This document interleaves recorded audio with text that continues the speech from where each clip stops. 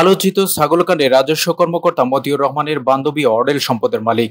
রাজধানীতে ফ্ল্যাট, গ্রামের বাড়িতে আলিশান বাড়ি, পরিবারের সদস্যদের নামে বেনামে জমি, বাসায় বিলাসবহুল ইন্টেরিয়র সহ দামি সব আসবাবপত্র করেছেন তিনি। দুদকের কাছে এমন অভিযোগ এসেছে। মতিউরের সেই বান্ধবীও এনবিআর কর্মকর্তা।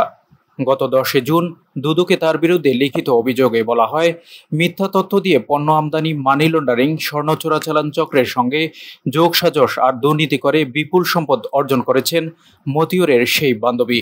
দুদকে জমা দেওয়া অভিযোগে বলা হয়েছে, চট্টগ্রামে বদলির পর 2022 সালেই গ্রামে তার পরিবারের সদস্যদের নামে কিনেছেন অর্ধ কোটি টাকার বাজার মূল্যের 5টি জমি। এছাড়াও গ্রামে আরও প্রায় 1 কোটি টাকার জমির বন্ধক নিয়েছেন তিনি। 2018 থেকে 2023 সালের মধ্যে তিনি অন্তত 500 ভরি স্বর্ণ আর ডায়মন্ডের অলংকার কিনেছেন নগদ টাকায়, যার 200 ভরি এক C&F ব্যবসায়ীর মাধ্যমে 3 দফে চোরাচালানের মাধ্যমে আনার তথ্য দালিলিক প্রমাণ দুদকে করা অভিযোগের সঙ্গেও জমা দেওয়া হয়েছে। 2022 থেকে শেয়ার ব্যবসাও করেছেন তিনি।